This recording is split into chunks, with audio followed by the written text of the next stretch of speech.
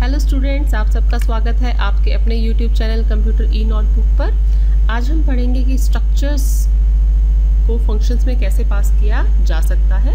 इससे पहले हम स्ट्रक्चर भी पढ़ चुके हैं और फंक्शंस भी पढ़ चुके हैं कि स्ट्रक्चर क्या होते हैं, किस तरीके से डिफाइन कर सकते हैं आप प्रोग्राम में, और फंक्शंस किस तरीके से डिफाइन किए जाते हैं और काम करते हैं। तो एक बार फटाफट एक छोटा सा एग्जाम्पल फंक्शन का ले लेते हैं ताकि हम आसानी से इस लेक्चर को कैरी ऑन कर पाएँ।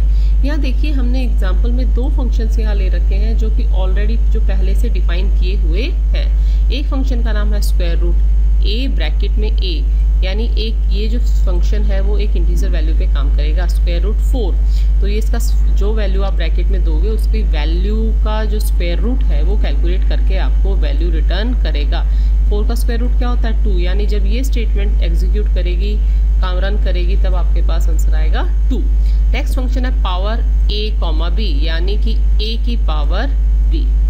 तो जब आप लिखोगे कहीं भी प्रोग्राम में पावर 3 कॉमा 2, तो इसका मतलब क्या हुआ? 3 की पावर 2, 3 का स्क्वायर, जिसका आंसर क्या आएगा आपके पास 9। कोई भी फंक्शन एग्जिस्ट करेगा तब करेगा जब वो डिफाइन होगा, उसकी डेफिनेशन कहीं ना कहीं दी हुई होगी। जैसे या तो हमारे पास ऑलरेडी हेडर फाइल में दी होगी, या फिर हम अपनी तरफ से यूजर डिफाइंड फंक्शंस अपने फंक्शंस भी बना सकते हैं। जैसे यहाँ हमने एक उदाहरण लिया, एक फंक्शन बनाया है सम, जिसकी रिटर्न टाइप है वॉइड, यानी ये कुछ भी वैल्यू रिटर्न नहीं कर रहा है। ये दो इंटीजर वैल्यू पे काम कर रहा है। दो पैरामीटर यहाँ पे हैं, इंट ए कॉमा इंट बी। क्या काम कर रहा है? ये ए और बी दोनों की वैल्यू को जोड़ के वो सी को एक वैल्यू असाइन कर रहा है, जिसमें कि सम है ए और बी का, और उसको प्रिंट कर रहा है sum of values is equal to C. ये फंक्शन की डेफिनेशन है। अब हम इस फंक्शन को, फंक्शन ऑलरेडी एग्जिस्ट कर गया है, आपने प्रोग्राम में डिफाइन कर दिया है। अब आप उस फंक्शन को कॉल करोगे। कॉल कहाँ करोगे? या तो मेन फंक्शन में या किसी दूसरे फंक्शन में। जैसे यहाँ हमने वॉइड मेन फंक्शन में इसको हमने कॉल किया है, जहाँ हमने y एक वेरिएबल लिया जिसकी वैल्यू 10 ली, z जिसकी वैल्यू 20 ली, और हमने अब हमारे फंक्शन को कॉल कर लिया। फंक्शन को कॉल करने का तरीका क्या होता है? सीधा फंक्शन का नाम और जितने पैरामीटर इसकी डेफिनेशन में दिए हुए हैं और जिस डाटा टाइप के दिए गए हैं उनको इसमें पास कर दो, वो वैल्यूज इसको प्रोवाइड कर दो ताकि वो काम करे। तो अब ये क्या कार्य करेगा? y और z यानी वैल्यू 10 और 20, इन दोनों वैल्यूज को ऐड करेगा। किस तरीके से करेगा ये देख लीजिए आप। y की वैल्यू कॉपी हो जाएगी किसमें? a में, और z की वैल्यू कॉपी हो जाएगी किसमें? b में। यानी a की नई वैल्यू अब क्या हो गई है? उसे क्या मिल गई है जब फंक्शन को कॉल किया? 10, और b को मिल गई है 20। तो c यहाँ आ जाएगा 30। तो ये वैल्यू 30 को प्रिंट कर देगा। इस तरीके से आपके जो फंक्शंस हैं वो काम करते हैं। नेक्स्ट जो है हमारे पास है, अब हम आते हैं हमारे मेन टॉपिक पे कि स्ट्रक्चर के वेरिएबल्स को कैसे फंक्शंस में पास किया जाए। तो जैसे हमने एक नॉर्मल वेरिएबल इंटीजर को पास किया था, कैसे पास किया था कि फंक्शन की डेफिनेशन में हमने पहले बता दिया था कि फंक्शन जो है आपके पास उसके पैरामीटर्स में किसकी आवश्यकता है? उसके पैरामीटर्स में पैरामीटर जो है वहाँ पे एक इंटीजर टाइप की वैल्यू है, यहाँ पर 2 इंटीजर टाइप की वैल्यूज को लेकर ये काम करेगा। यानी अगर आपको स्ट्रक्चर को पास करना है तो आपको फंक्शन की डेफिनेशन में बताना पड़ेगा कि ये जो फंक्शन आप बनाने जा रहे हो इसमें जो वैल्यू आने वाली है वो किस टाइप की होगी? आपके स्ट्रक्चर टाइप की होगी। तो ये हमें फंक्शन की डेफिनेशन में जो है वो पहले से स्पेसिफाई करना पड़ेगा। तो देख लेते हैं हम इसका एक उदाहरण। यहाँ हमने एक स्ट्रक्चर बनाया जिसका हमने नाम क्या रखा है? अकाउंट, जिसमें हमारे पास कितने डाटा एलिमेंट है? पहला अकाउंट नंबर और दूसरा बैलेंस। और हमने इस अकाउंट का एक वेरिएबल डिक्लेयर कर दिया जिसका नाम क्या रखा है हमने? A22। अब हम यहाँ कुछ एक फंक्शंस बना लेते हैं। हाँ जी, तो हम यहाँ पे क्या कर रहे थे? एक फंक्शन हमने यहाँ डिफाइन किया। फंक्शन पहले इस्तेमाल करने से पहले डिफाइन करना पड़ेगा। इस फंक्शन का नाम हमने रखा डिपॉजिट, इसकी रिटर्न टाइप क्या है? वॉइड।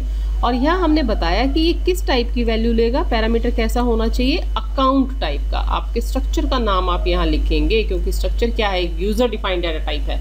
यहाँ हम क्या मेंशन करते हैं, क्या बताते हैं कि कौन सी डाटा टाइप का यहाँ पे वेरिएबल आएगा, पैरामीटर आएगा। तो हमने यहाँ बता दिया कि यहाँ किस टाइप का आएगा? अकाउंट। उसको हमने फॉर्मल जो पैरामीटर है उसको एक नाम दे दिया A1। इसके साथ साथ हमने एक और पैरामीटर यहाँ पास किया है, वो किस टाइप का है? फ्लोट टाइप का है। उसकी वैल्यू कैसी होगी? फ्लोट। उसको हमने क्या नाम दिया उस पैरामीटर को? अमाउंट। अब ये फंक्शन क्या कर रहा है? अकाउंट A1 जो आपके पास ये वेरिएबल A1 इसके पास आएगा, उस वेरिएबल की ये आपके पास जो है वैल्यू, बैलेंस की वैल्यू, बैलेंस जो डाटा एलिमेंट था उसकी वैल्यू में अमाउंट, जो वैल्यू आपने यहाँ दी थी, इसको जोड़ देगा। जैसे बैंक में पैसा करवाते हैं, अकाउंट में पैसा जो है उसके पुराने बैलेंस में जोड़ दिया जाता है। उसी तरीके से एक और फंक्शन हमने यहाँ डिफाइन कर लिया है जिसका हमने नाम क्या रखा, विदड्रॉ। ठीक है, विदड्रॉ मतलब पैसा निकालना। यहाँ पर भी हमने बता दिया कि हमें किस टाइप का पैरामीटर देना है, अकाउंट टाइप का। स्ट्रक्चर का नाम हमने दे दिया और इस पैरामीटर को हमने नाम दे दिया A1, और यहाँ पर भी हमने एक और पैरामीटर दिया जिसका नाम क्या है, अमाउंट। क्लियर।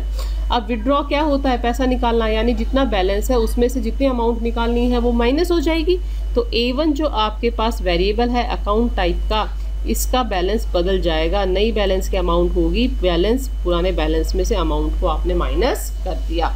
तो ये तो फंक्शंस की डेफिनेशन थी कि फंक्शन किस तरीके से आपके पास काम करेंगे। अब नेक्स्ट काम क्या होता है, इन फंक्शंस को कॉल करना। फंक्शंस का डेफिनेशन देने का मतलब आपने बता दिया है कि इनका काम इस तरीके से होगा, लेकिन ये वास्तव में काम कब करेंगे, जब इनको आपके प्रोग्राम में कॉल किया जाएगा। अब कॉल करने में क्या लिखते हैं हम, यहाँ पर हमने एक अकाउंट, एक वेरिएबल, देखिए एक जो है अकाउंट का वेरिएबल हमने A22 यहाँ बनाया और एक अकाउंट का वेरिएबल A11 हमने यहाँ बनाया। क्या फ़र्क है दोनों में, ये ग्लोबल है। ग्लोबल का मतलब जो कि पूरे प्रोग्राम की फाइल में हर जगह दिखाई देगा, और ये क्या है, ये है A11 है लोकल। लोकल का मतलब जिस करली ब्रैकेट में इसे बनाया गया है, यानी यहाँ से लेके यहाँ तक ही इसकी एग्जिस्टेंस है। इसके बाहर कहीं आप प्रोग्राम में A11 लिखोगे तो किसी प्रोग्राम में इसको नहीं पता कि A11 नाम की कोई चीज़ भी एग्जिस्ट करती है। तो इसकी लाइफ कहाँ तक है, इसकी लाइफ सीमित है जिस ब्लॉक में, जिस करली ब्रैकेट में इसको डिक्लेयर या डिफाइन किया गया है। उसी तरीके से ग्लोबल वेरिएबल जो किसी भी ब्लॉक से बाहर डिफाइन किया जाता है, डिक्लेयर किया जाता है, उसे हम ग्लोबल वेरिएबल कहते हैं। तो यहाँ हमने दो वेरिएबल ले लिए हैं, A11 एंड A22, और एक अमाउंट ले ली है मनी। यहाँ कुछ सेट ऑफ स्टेटमेंट्स रहेंगी बीच में जो हमने डॉट डॉट बनाया है कि इस प्रोग्राम को वैल्यूज़ देना, A22 को या A11 को वैल्यूज़ प्रोवाइड करवाना। अब मेन हमारे पास क्या मुद्दा है यहाँ पे कि आप फंक्शन को कॉल करेंगे। फंक्शन को कॉल किस तरीके से करेंगे, फंक्शन का नाम लिख दिया जाता है पैरामीटर की लिस्ट के साथ। तो यहाँ देखिए फंक्शन का नाम क्या था, डिपॉजिट, तो हमने यहाँ लिख दिया फंक्शन का नाम डिपॉजिट। इस फंक्शन को दो पैरामीटर चाहिए था, पहला अकाउंट नाम का, दूसरा फ्लोट टाइप का। तो अकाउंट टाइप का जो हमने यहाँ दिया A11, और अमाउंट टाइप के लिए फ्लोट टाइप में हमने क्या दे दिया यहाँ पे, मनी।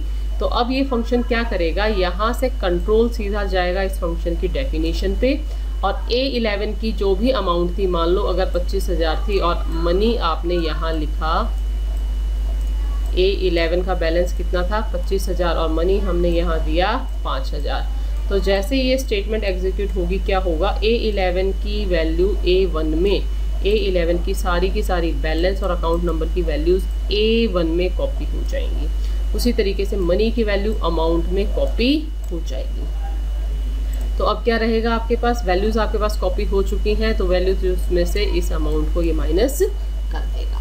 इसी तरीके से हमने एक और फंक्शन बनाया है यहाँ पे विदड्रॉ।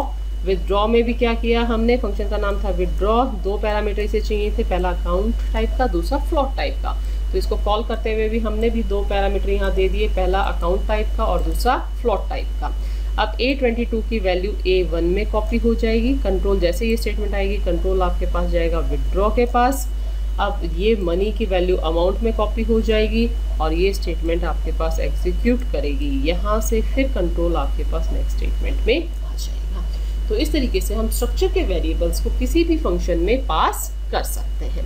आइए एक फुल फ्लैश प्रोग्राम देख लेते हैं हम। इसमें हमने यहाँ एक प्रोग्राम बनाया, आईओस्ट्रीम हेडर फाइल हमने यहाँ इंक्लूड की है, conio.h। एक एम्प्लॉई नाम का स्ट्रक्चर हमने बनाया जिसमें हमारे पास तीन वेरिएबल हमने यहाँ रखे हैं। कौन कौन से, एम्प्लॉय की आईडी, एम्प्लॉय का नाम और उसकी सैलरी। हमने यहाँ ग्लोबल वेरिएबल बनाया एम्प्लॉय का E1, और एक फंक्शन हमने यहाँ डिक्लेयर कर दिया। यहाँ क्या दिया है, सिर्फ फंक्शन की प्रोटोटाइप दी है, डिक्लेरेशन दी है, फंक्शन की बॉडी इसमें नहीं है, वो हम बाद में डिफाइन करेंगे। फिर हमने शुरू किया हमारा मेन फंक्शन। तो हमारे मेन फंक्शन में हमने लिखा C out enter employ ID and name, employ की आईडी और नेम को आप एंटर कीजिए। फिर हमने C1 E1 dot employ ID और E1 नेम, यानी ये जो एम्प्लॉय E1 था, देखिए हमने E1 इस करली ब्रैकेट से बाहर डिक्लेयर किया हुआ है, तब भी हम इसे इस्तेमाल अंदर कर सकते हैं क्योंकि ये किस टाइप का है, ग्लोबल टाइप का है। अगर लोकल होता या तो भी हम मेन में अगर जहाँ डिक्लेयर किया है वहाँ तो इस्तेमाल कर ही सकते हैं। अब आता है next statement, enter current salary of employee. Employee की करंट सैलरी एंटर कीजिए। See in E1 dot salary, यानी एम्प्लॉय कौन सा चल रहा है हमारा E1, उसकी सैलरी हमने एंटर कर दी। और फिर हमने हमारा फंक्शन कॉल किया कौन सा, अपडेट सैलरी, अपडेट सैलरी।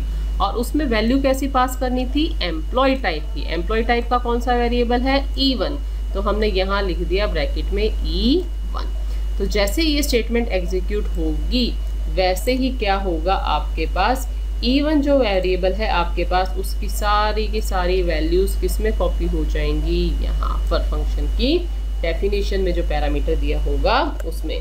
तो देख लेते हैं, हमारे पास हमारा जो फंक्शन है वो हमने यहाँ डिफाइन कर दिया है, वॉइड अपडेट सैलरी।